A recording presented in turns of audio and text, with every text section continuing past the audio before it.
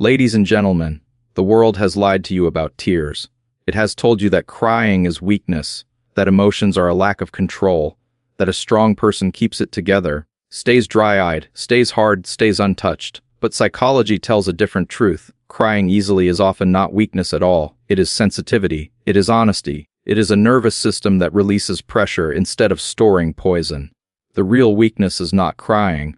The real weakness is pretending you don't feel, then letting that unprocessed pain control your life in silence. Crying easily can be one of the most misunderstood signs of psychological health, because many people treat tears like a character flaw, when in reality tears are often the nervous system's built-in regulation mechanism.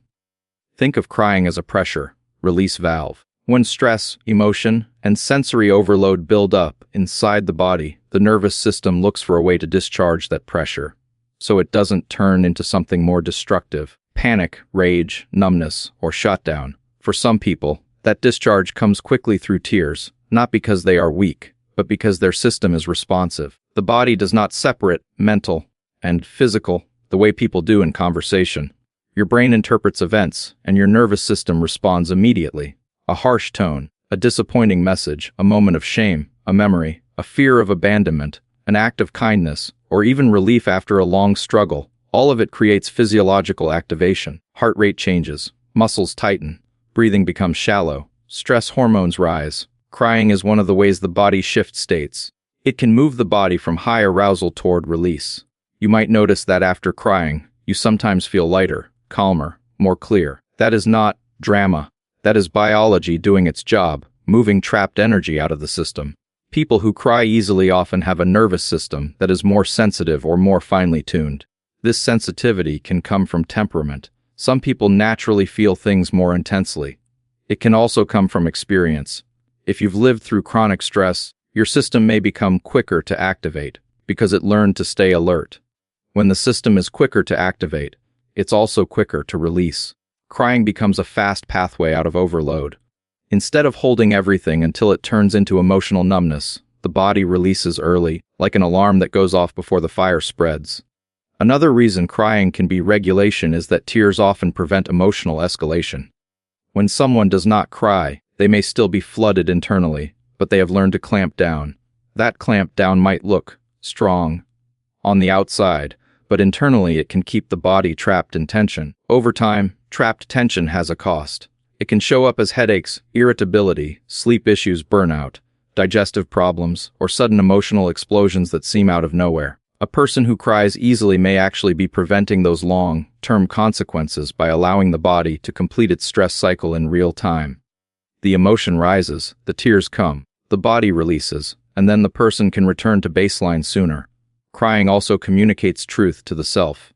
Many people live with an inner habit of minimization. It's not a big deal. I shouldn't feel this. Others have it worse. I'm being too sensitive. Tears bypass that mental censorship. They are the body's way of saying, this matters. And when you respect that message instead of shaming it, you gain emotional clarity. You stop gaslighting yourself. You start listening to what your system is signaling. Maybe you're exhausted. Maybe you're overwhelmed. Maybe you're hurt. Maybe you're relieved. Maybe you're grieving something you never processed. Tears bring you back to reality. It's important to understand that regulation does not mean you cry at everything and stay stuck. Regulation means the emotion moves through you rather than becoming your identity. Crying can be a healthy movement of emotion, but only if it is paired with reflection and care. After the tears, you ask, what triggered me? What need is unmet? What boundary was crossed? What fear was activated? What memory got touched? Crying becomes information, not shame. It becomes feedback, not failure. That is emotional intelligence, using the body's response to guide wiser choices. Some people fear that if they cry, they will lose control. But often the opposite is true. Crying can prevent loss of control by releasing the internal pressure that would otherwise explode into anger, impulsive decisions, or emotional shutdown. Tears can de-escalate the nervous system. They can soften the body's fight or flight state.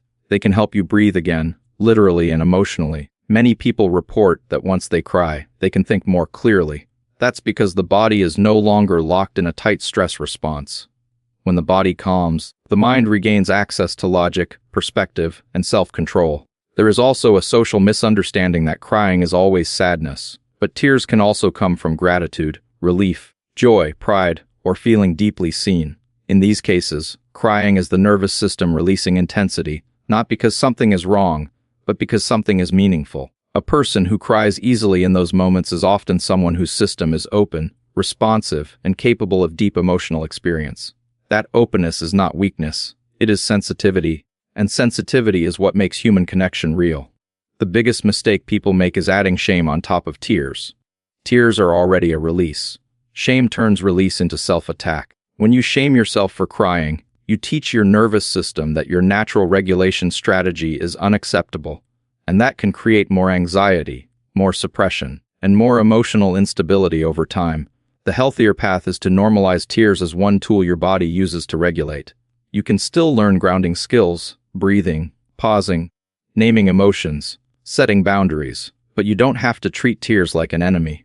Tears can be your body protecting you from carrying too much for too long. Crying easily is often connected to high empathy and deep sensitivity, and that combination can look soft from the outside while being extremely powerful on the inside. Empathy means your nervous system is capable of resonating with someone else's emotional state. Sensitivity means your mind and body pick up meaning quickly, not just facts, but the emotional weight behind facts. When these two traits are strong, tears can arrive faster, not because you can't handle life, but because you are processing life at a deeper frequency. High empathy is not simply feeling bad for someone. It's the ability to emotionally mirror. You hear a friend's voice crack and your chest tightens. You see a stranger struggling and your eyes warm.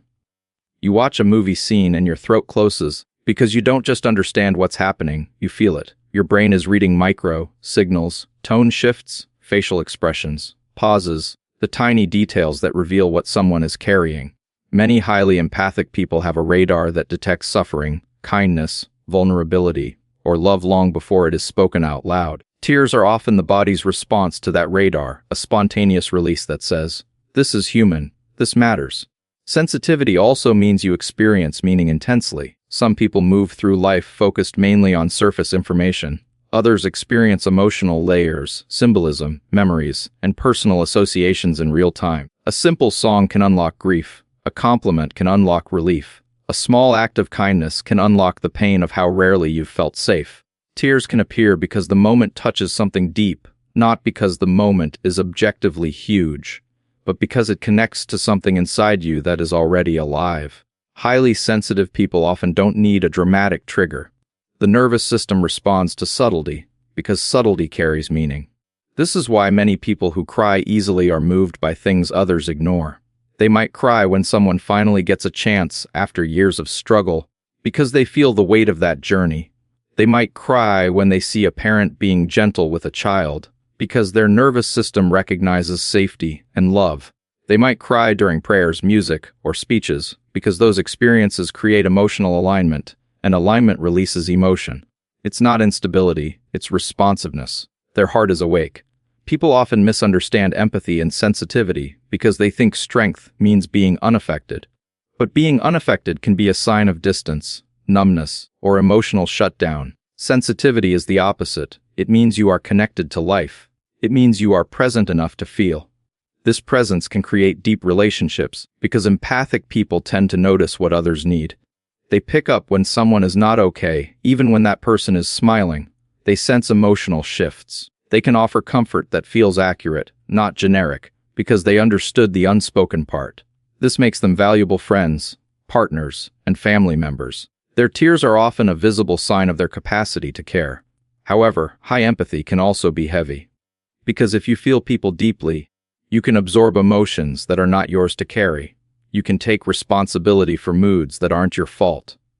You can become drained by other people's pain. Crying can sometimes be the nervous system discharging what it absorbed. This is why empathic people need boundaries, not to become cold, but to stay healthy. A sensitive person without boundaries becomes overwhelmed. A sensitive person with boundaries becomes powerful. A major reason empathy leads to easy tears is that empathic people often have stronger emotional memory. They don't just witness a scene, they connect it to personal experiences. They see someone being rejected, and their body remembers rejection. They see someone being loved, and their body remembers what love felt like, or what it didn't feel like. Emotions travel through association. Tears can be the release of multiple layers at once, the present moment plus the past it awakens. This doesn't mean you are trapped in the past. It means your nervous system is integrating experiences in a real way. Sensitivity can also be a sign of strong values. People cry when something aligns with their deepest beliefs: courage, forgiveness, sacrifice, loyalty, redemption, kindness. Tears can be the body responding to meaning, not weakness. When you deeply value humanity, moments of humanity move you. When you value fairness, injustice hits you harder. When you value love, small tenderness can break you open. Tears are often the visible evidence of an inner moral compass. The challenge for empathic, sensitive people is to stop treating their tears like a flaw and start treating them like information. If you cry easily, ask what you are responding to. Are you moved by beauty, kindness, faith, or connection? Are you overwhelmed by stress?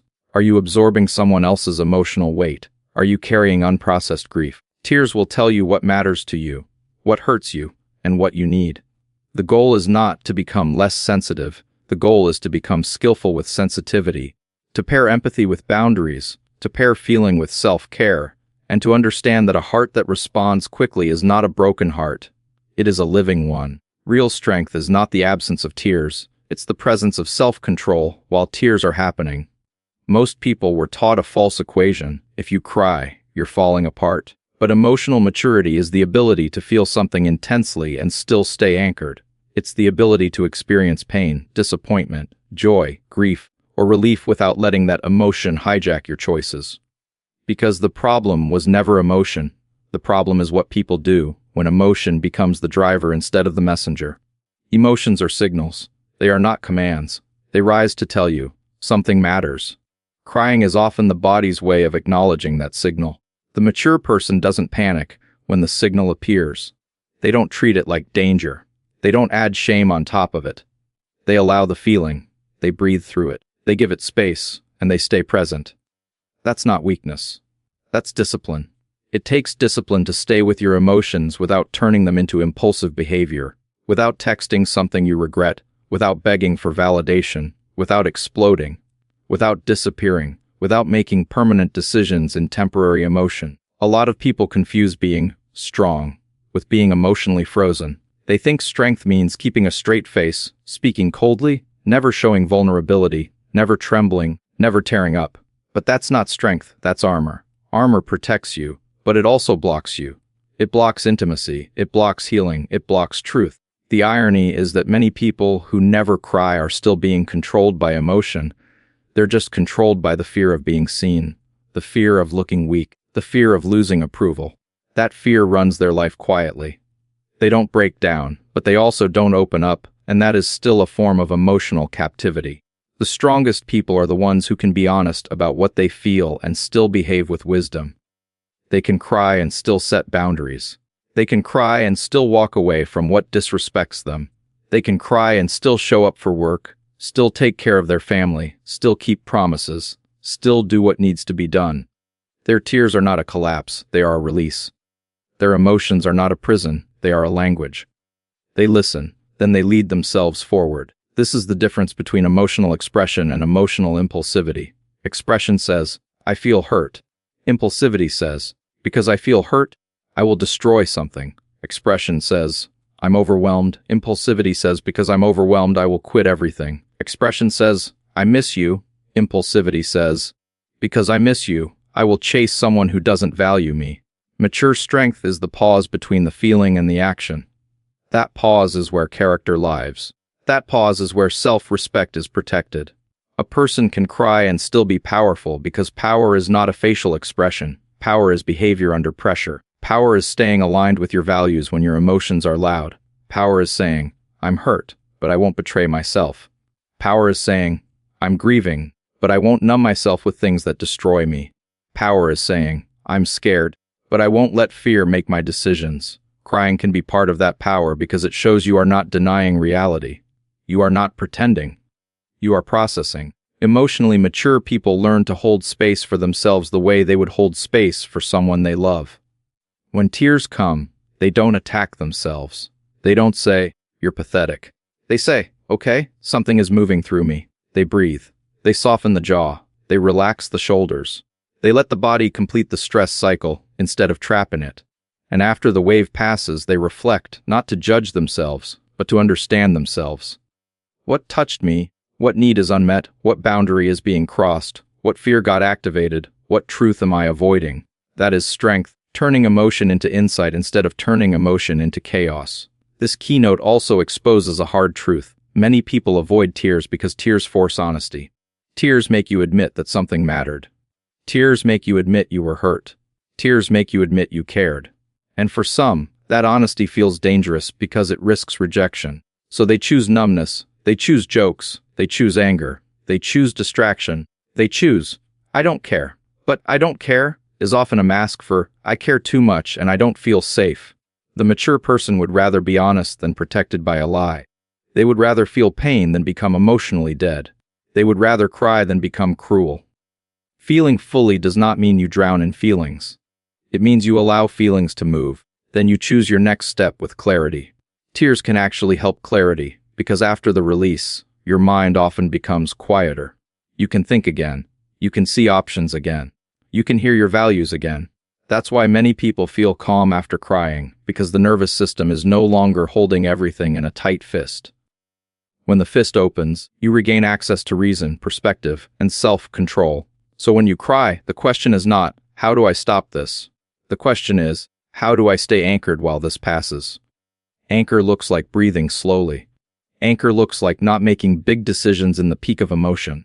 Anchor looks like speaking truth without attacking, asking for what you need without begging, stepping away without drama, setting boundaries without cruelty. Anchor looks like letting the body release, while the mind stays committed to self-respect. Because that's what emotional strength really is, not being unbreakable, but being real and still leading yourself forward. Frequent tears can sometimes be a sign of unprocessed pain, not because something is wrong with you as a person, but because your emotional system has been carrying too much for too long. Think of it like a cup that's already full. When the cup is full, it doesn't take a big event to make it spill. A small comment, a minor disappointment, a slight tone change, a sad video, a memory, even a kind gesture can trigger tears because the nervous system is not reacting only to the present moment. It is reacting to everything that has been stored underneath it. Unprocessed pain is not always dramatic trauma. Sometimes it is accumulated stress, months of pressure, years of responsibility, quiet loneliness, emotional neglect, being the strong one for everyone, feeling unseen, being criticized often, carrying financial fear, living with uncertainty, surviving without enough rest. All of these experiences load the nervous system. When the body carries that load, it becomes more reactive. Tears become easier because the system has less capacity left. It's not weakness, it's a signal of overload, like the body saying, I can't keep holding this the same way. One reason unprocessed pain leads to frequent tears is that the mind can only suppress for so long. Suppression is expensive. It takes mental energy to push feelings down. It takes constant control to keep a mask on. And when you finally reach a point of exhaustion, the mask slips and tears come. This is why many people cry more during burnout. Burnout is not just tiredness, it's emotional depletion. The body's resources are low. The brain becomes less able to regulate. So emotions that were contained start leaking out. Crying becomes a sign that the system is asking for rest and repair. Old grief is another major cause. Grief is not only about death. People grieve relationships, lost years, lost opportunities, lost identity, childhood pain, betrayal, the version of themselves they never got to be. When grief is not processed, it doesn't disappear. It hides. It sits in the nervous system.